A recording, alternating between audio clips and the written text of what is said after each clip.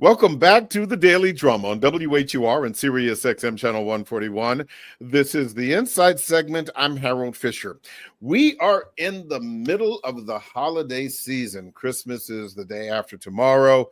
Kwanzaa and New Year's Day are just around the corner.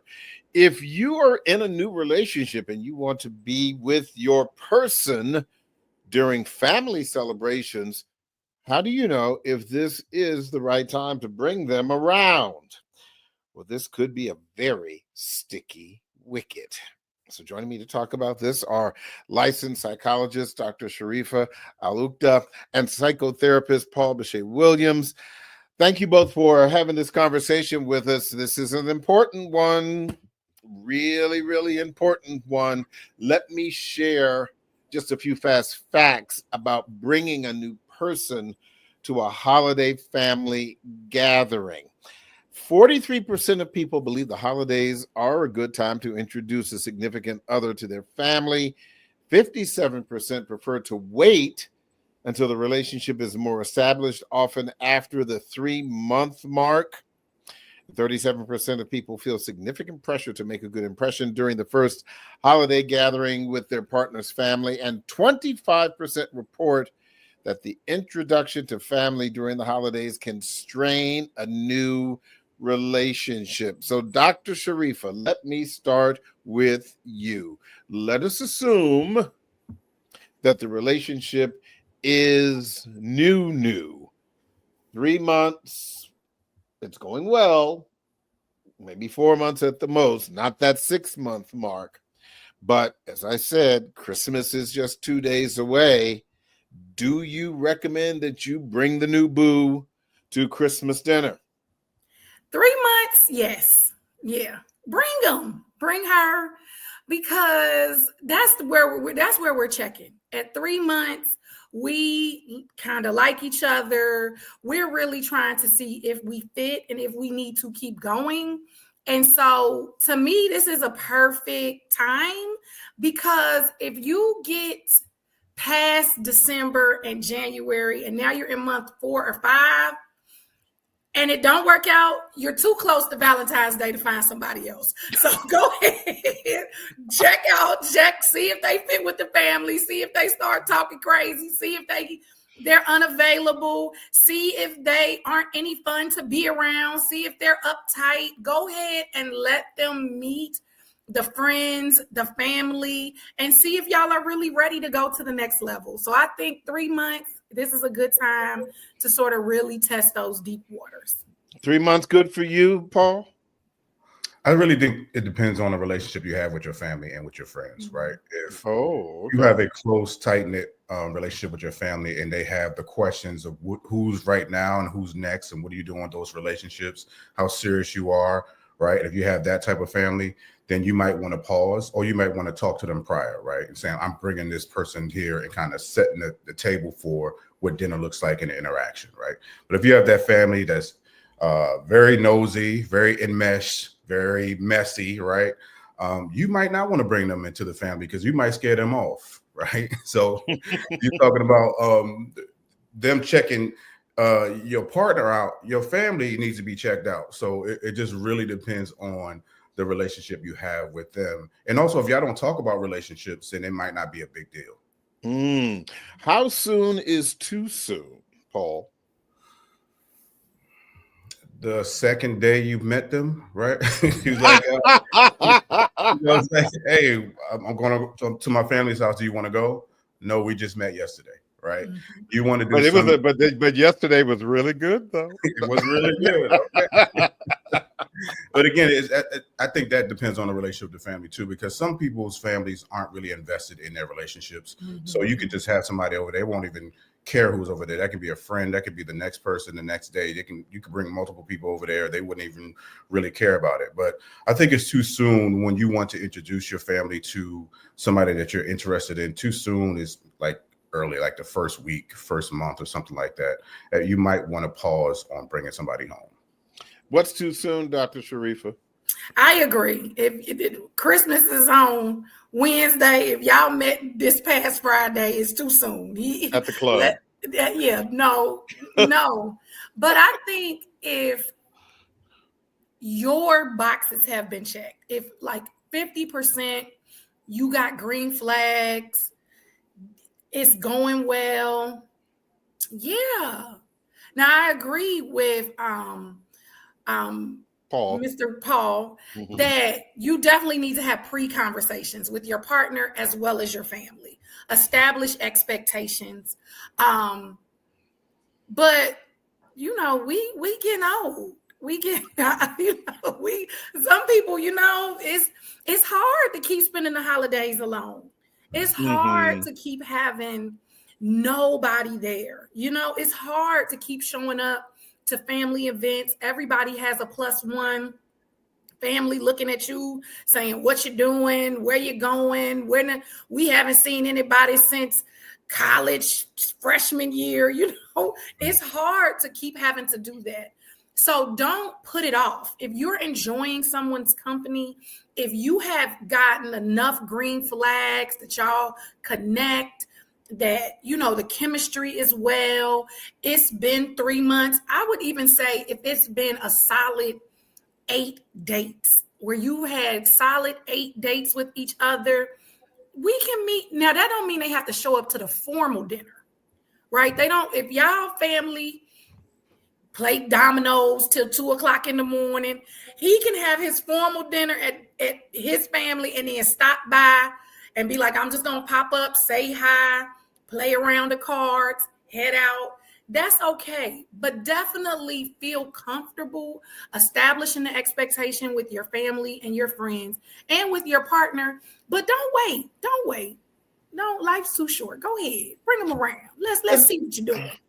Which brings me to, my next question, because let's assume that you do the 8-date thing, which that could be sooner or shorter period of time than 3 months. That could be a month if things go well and you see this person, not necessarily 8 formal dates, but 8 times. But here's the question, Paul. If the person would otherwise not have family that they would be with, if they would be alone on, let's say Christmas, that's what's coming up, and you are going to traditionally be with your family, and they are like, well, maybe this is too soon for me to meet your family, then how do you adjust that? You don't want to leave Sally at home by herself while you go to Christmas dinner with your family. But if you have Christmas dinner with Sally and you don't have it with your family, then they're going to ask questions. What does that conversation need to be with Sally and Daquan? It needs to be clear and coherent, right? I think that is the perfect buffer because that's relevant information. The relevant information is this person doesn't have anywhere to go to, doesn't have family, and would be by themselves. So that's the communication that you have with your family as well as that new person, right? We're not going to set this up as this is forever. I'm not introducing you to my family as my future, my partner, my forever, right? This is a situation where you don't have family and you are welcome to come. I don't want you to be by yourself. And then I'm talking to my family saying the same thing. I'm bringing someone home from dinner. They don't have anywhere to go. And that's the conversation. So if you want to investigate what's going on with you guys, we just started talking. We're interested in each other, but that's all information right now. We're just really just spending this time together because this person has nowhere to go. And I don't want them to be by themselves. I have people that come over to my house people coming over for Christmas dinner because they don't have any family in 2 days, right? Traditionally, we've had friends, girlfriends, or whoever that is, they would come over because they didn't have family, right? And that was a clear and coherent and direct communication around what was going on. What do you think about that, Dr. Sharifa? Agreed. I think outlining those expectations, being clear with the others involved, but also clear with yourself. I think sometimes we say it's nothing we say, oh, they just coming over because they don't have anywhere to go. You really need to be honest and authentic with yourself that is the case. So if it is going to be a test, if you are going to judge them based on how they interact with your family, you need to be aware that you are taking that risk and honest with yourself that you are putting yourself in that situation for that. But you also do need to set those clear expectations with both the partner as well as the family as well. So, and this is specifically for you, Dr. Sharifa, because, and let me get in trouble for saying this. We know that ladies can often be emotional. No. Okay. Was that put well? Did I do okay so far? Well, which emotions? Loving, kind? No, attitude. So when you go and that uncle who never acts right says to you when you bring her in, this isn't the same woman you brought last Christmas, is it? I think, to be honest, I think women, in my experience with girlfriends and being a woman and being single, we're sort of waiting for the holiday invite. Like, we feel like it is like, oh, he's serious about us. So I feel like if women do have an attitude, they're probably not that into you. Like, I think women really want to show up, put on a good face, want to be helpful, want to bring a dish that the family likes. So I think if the uncle is nosy or trying obnoxious to blast nephew out, I think they're just gonna probably laugh about it, but they're gonna talk about it in the car, like who was he talking about? So that might be something that men need to do, like to set up this expectation. But I would say for women too, like if you know your family is used to having an ex, right? They're used to seeing this one person. Maybe, you got a divorce. I do think that's also a part of that conversation. And if you know that one of your family members is crass, they're going to say whatever comes to their mind, please let people know that, to know what they're walking into, and to see if they're okay with it. Because, to be quite honest, that's my family. You're going to get whatever they own that day. And they might call you my ex name. They might do anything by accident, not intentional, I don't think. But you got to let your partner know, like, my family wild, just, tap out. Don't stay downstairs too long. Come upstairs, find me, let me know, and we can leave at an appropriate time. But let people know what's going on and what to expect.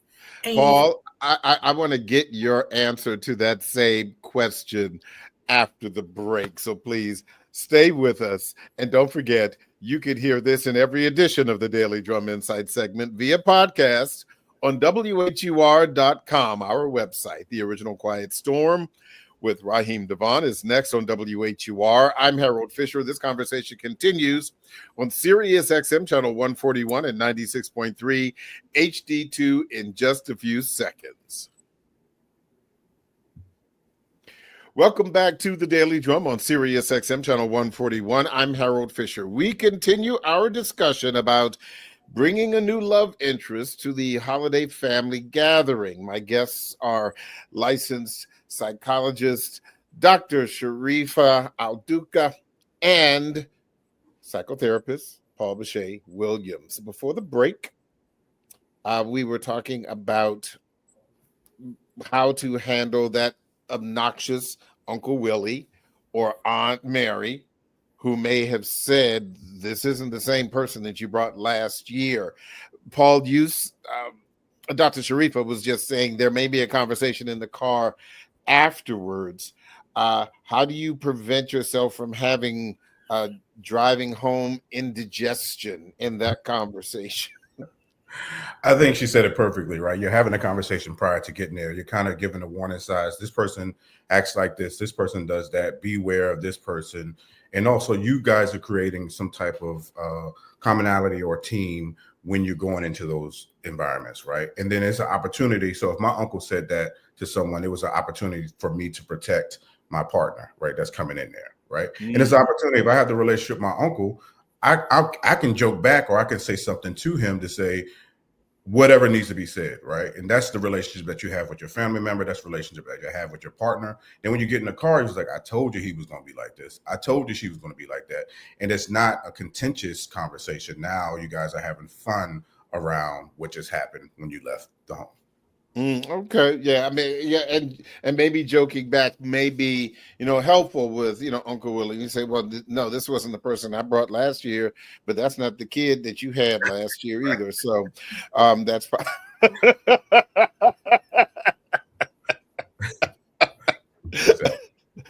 You always have to be armed in the event that something like that happens. And this is really important because, as you just mentioned, Dr. Sharifa, boundaries. Even if your family is not wild, they are, polite, but they still may be curious. And you are the person who is coming to meet the family. You're the new person. How do you handle probing questions? And maybe it may be one thing to ask, hey, where are you from? You're from DC or where have you? Oh, where'd you go to high school? Did you go to college? Blah, blah, blah. But then there may be, that Aunt Mary or Uncle Willie who may say, how did you guys meet? And depending on how that went, that may be a question that the new person may not want to answer. Or, have you been married before? How many kids do you have? Do they all have the same father? All all of those kinds of, somebody's going to ask something that is too probing. How do you deal with boundaries? So I definitely think your partner, the new person in the family, should be allowed to answer questions honestly. I also think that the family member who brought this person into the house should be there. They shouldn't abandon this person to let them just be interviewed by themselves. So if they recognize in their partner that this is causing them some anxiety, this is causing them some frustration, the family member can then say, oh, thank you so much, Auntie. You're doing such a good job, and exit that conversation where that family member then is asserting, this is the end of this conversation. This is the rule. I recognize that my new partner is uncomfortable and frustrated. And I think that it should be how it is handled. I don't think the partner should sort of be defensive or be left alone to defend themselves with strangers, right? Because they're your family. So you must be with your partner. You must not go and cook all the food in the kitchen and leave them by themselves. You have to adhere to being coupled in this family situation, which might be new for a lot of people when they bring in partners into their family for the first time, because they have to, sort of host them to make sure that they are safe with their family. Paul, are there any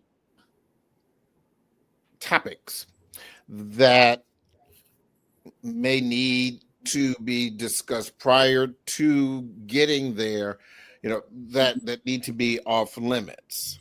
I mean, because golly, the more I think about this, the more intense for some families that pre-visit discussion needs to be. We are in certainly unusual political times. There may be a difference of culture, that the new partner may be perhaps of another race, or they may be of the same race, but that person, may be, an immigrant. They could be, from, West Africa, and your Black family has been in the DMV for 10 generations. There are all kinds of discussions. Man, it would seem to me that that could almost be a situation where after the discussion, that person may say, yeah, maybe I don't want to go. Yeah, I think you hit it on the head, right? You talked about politics, right? Nobody really understands how another person feels about their belief system around politics, maybe about the religious conversations too. But some of that happens with discerning between the partners, right? Where you guys are having discussions of what your beliefs are they aligning with my family? If they are not aligning with my family, that's something that we don't talk about, right? And when you know that person and you're getting to know them, then you know which conversations are need to be off limits, right? And then you also, again, you know how your family is. If they lack discernment, right, and they just start talking about anything and everything, you can tap your partner on the shoulder. This is one of those ones we stay out of, right? This is not a conversation that we want to participate in, right? Because your partner that you're bringing is also gathering data. Everybody's gathering data around each other or about each other the entire time that they're interacting, right? How do you respond to a tense moment?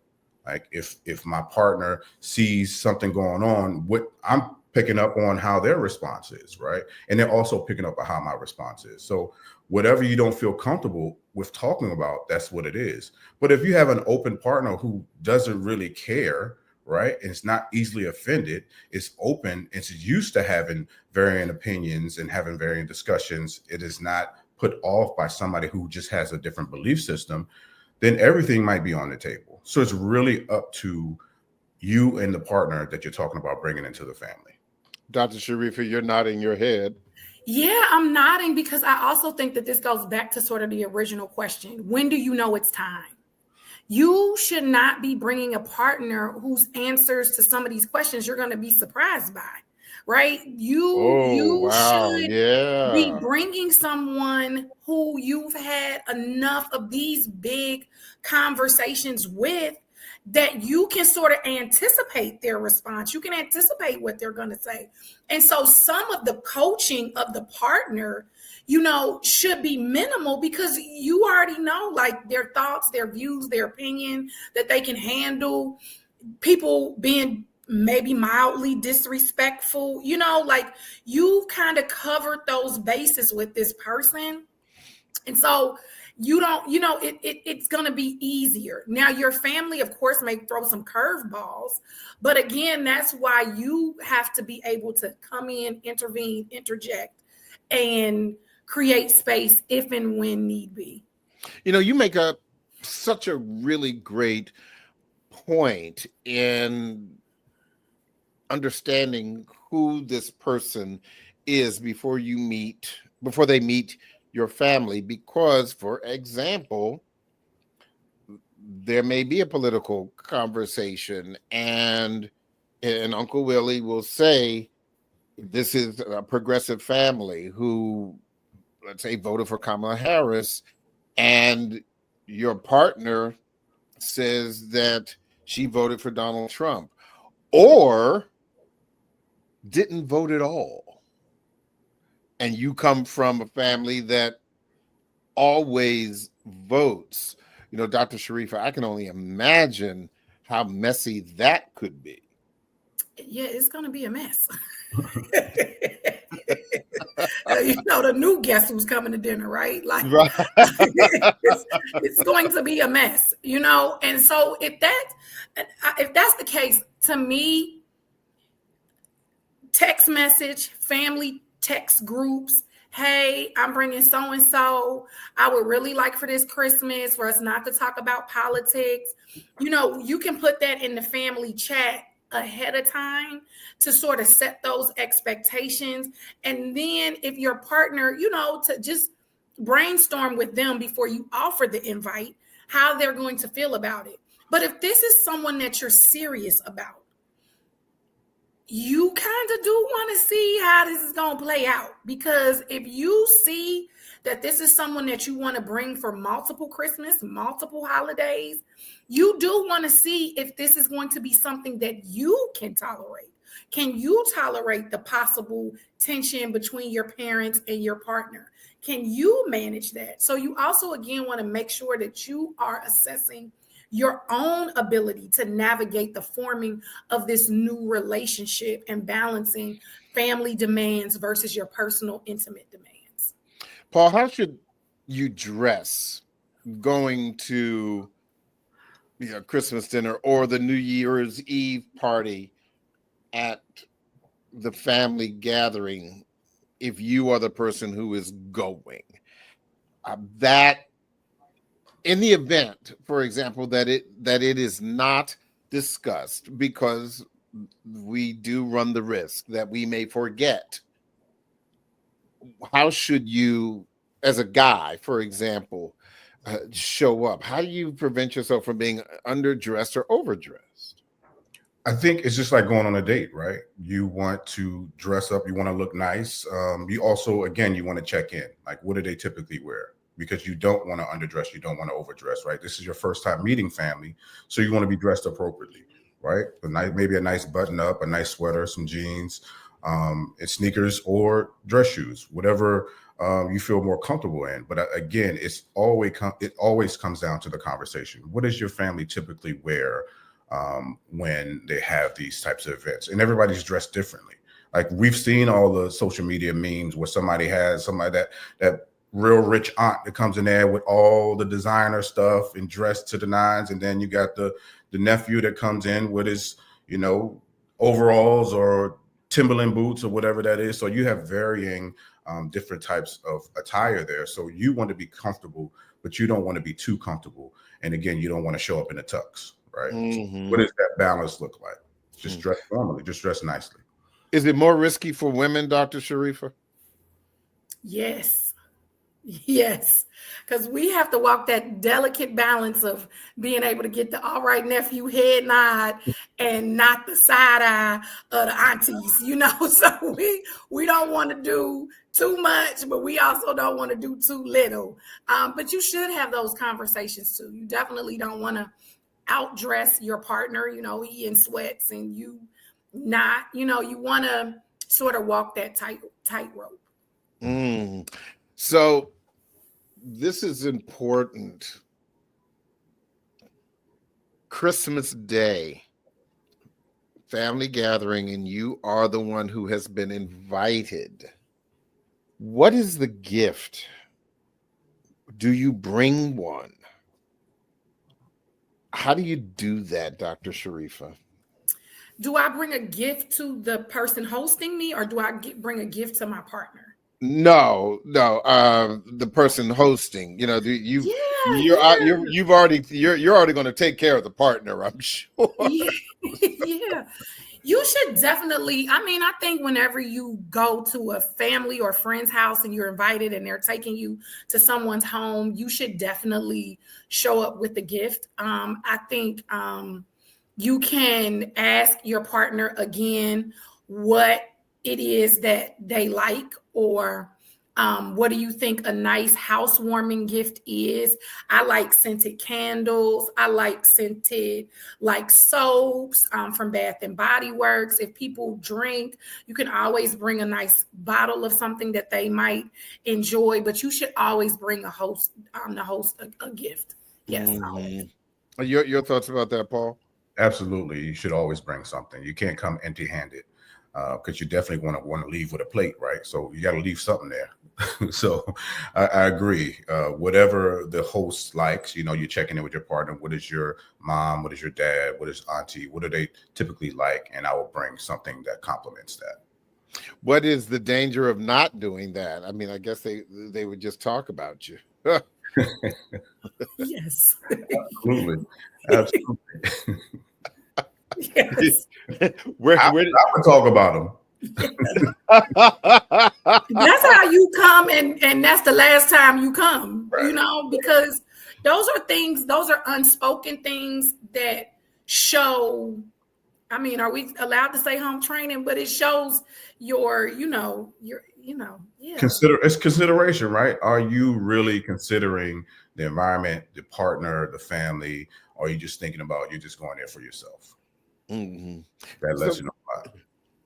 So, like I said, since both of you all are married, so but have you had any experiences that were um, in your premarital bliss days where you've invited someone and then you realize this was definitely a mistake? I need you to tell the tale, Dr. Sharifa.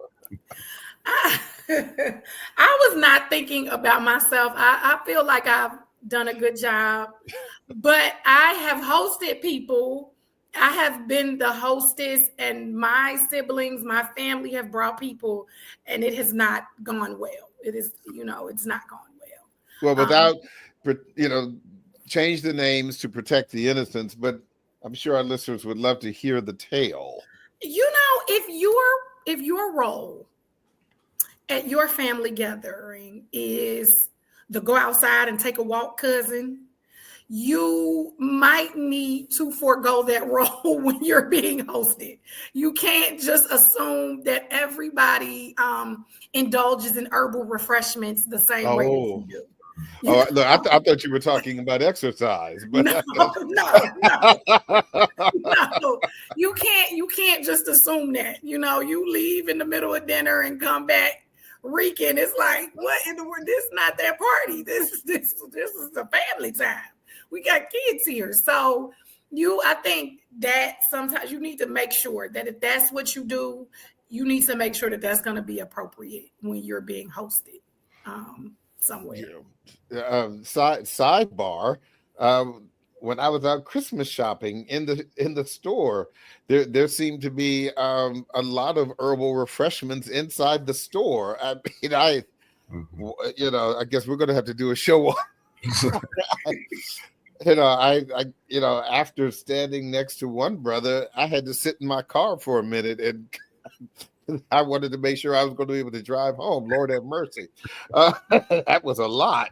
So yes, Dr. Sharifa, I think you do make a good point. Not to mention, if Aunt Mary is going out for herbal refreshments, and then you realize that the person that you brought is out with Aunt Mary, once again, there are some things that you need to have a discussion with. So, what about you, Paul? What has been your family gathering, or whether it's your cousin or even yourself, when you had premarital bliss? Yeah, I'll use myself as content. So I've had a time where someone came over for a dinner, and I was probably the first time I really paid attention to how they chew, because everybody could hear how they chewed, whether it's biting the fork or just really. Bread sounded like soup. Like, you should never be eating bread and it sounds like you're eating soup. So that was something, and we had a discussion about it with family. I was like, yeah, I don't know what was going on with that. I've never seen, I don't know how I missed that before now. So yeah. So I will share this. This was this was so long ago when and this is when my father and my stepmother were obviously still living. And my stepmother's side of the family, they are exceptionally refined, very, very refined people. And they used to have a formal Thanksgiving dinner at one of the upscale hotels in DC. And I was newly married at the time. And there, oh boy. and there were literally about 30 people around this huge table. And, in theory, it was wonderful, where everyone had a chance to sit around and talk about their blessings. And I don't know, probably 40 minutes in, and they were still doing that. And my wife at the time gave me the the corner of the mouth. She gave me the, what the heck is this? And so this was obviously less about the person that I had brought and more about having them understand the dynamics of the family. Because in addition to hearing about all of the the blessings, I think we finished about 50 minutes later. It was a lot, and this was my first experience too. In addition to the blessings that you heard around the table, you also heard quite a few stomachs grumbling, because everyone. all I can say is, Paul, you should have been there, but as my friend, I wouldn't have done that to you.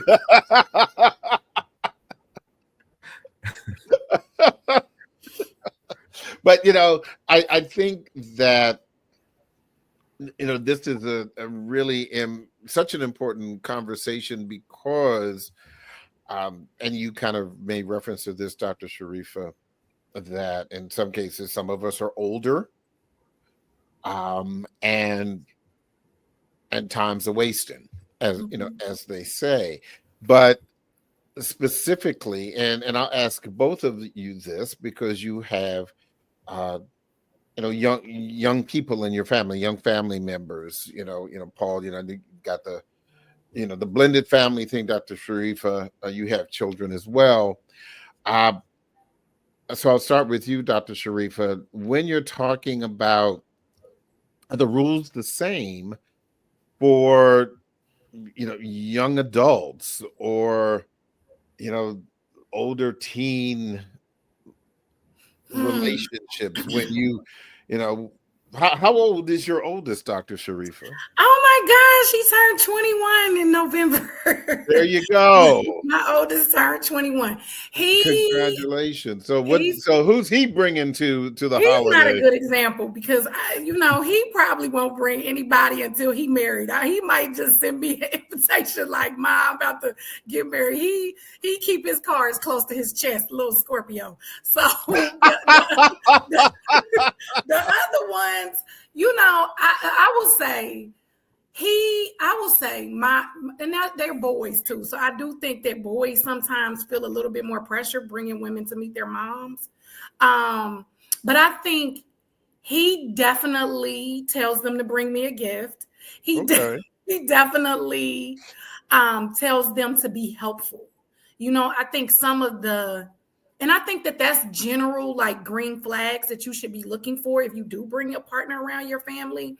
Like, are they helpful? Do they ask, do you need any help with anything? Do they pick up where they kind of see something may, be falling, like just starting to clear trash and putting in the trash can? Like, are they doing something to just not be a burden to, just consume? Right. Not just to receive, but to give. Yeah. So I think that he definitely considers that. And I think that that's probably all for somebody 21. I think older people may look for more things. We might be looking for more boxes to be checked if we're bringing, a serious partner to our family. Yeah, because I was just kind of wondering, are those rules, are they the same or are they different generationally for younger people who are introducing their partners? I won't say significant others because they have yet to become significant, but I would think the additional thing is conversation. For young people, their ability to hold a conversation or talk about the topics that I talk about or know about is going to be, to me, very different. I might just look for them to be able to say what they're going to school for, what their future looks like. But the level of conversation that I expect from my sister-in-law or even my sister partners where they're older is much more greater. It's extensively higher than the level of conversation for my 21-year-old. What do you think about that, Paul, about the younger people coming to the family gathering as opposed to those who are a bit more seasoned? Yeah, I think the younger generation, like my son is 19. We've had conversations about relationships for a long time. So he wouldn't bring anyone around that he's not truly interested in, right? He doesn't feel comfortable, or he feels comfortable enough for us to meet her. And the conversation is light. It isn't a heavy conversation. I mean, you're in college, you're trying to figure life out. How can I be a resource? What are some things that you're interested in? What do you want to do in college? Like, what are your dreams? Those types of conversations we talk about. Like, what do you do for fun? But I've noticed also, like you said, being helpful, right? She's very helpful. Even my older daughter, when her now husband, he used to come around, he was very helpful, right? So you're paying attention to a lot of different things, how they interact, and also how the kids are interacting with each other, right? Are they having a playful time? Do they seem lovey-dovey, touchy, right? Is it too much touch, right? And again, are they just having a good time, right? Because you can see if there's conflict, even if you don't hear it, right? You can just watch how they interact. So you just pay attention to those things. Wow. I think that is really important, and I would imagine something that a lot of people probably weren't thinking about, even, which goes back to the point that watching, the younger adults as they are being introduced, and from the position of a responsible parent, even of an adult child, are always important. I like that. You all have been very helpful, giving me some food for thought, and hopefully giving our listeners some food for thought as well. I think this is a good place to end this conversation, but I want to thank both of you. Always a pleasure, Dr. Sharifa Al-Uqda and psychotherapist Paul Bashea Williams. Look, happy holidays to both of you. Be safe. And if you have any problems with any of the new people coming into the family, don't give me a call. Look, I'm gonna ask you to get them people back on the phone to pray. Look, you seem like you got some good prayer warriors on your side. Thank you all so much. I really appreciate your time. That is the Daily Drum for this Monday, December 23rd. I'm Harold Fisher. Good night.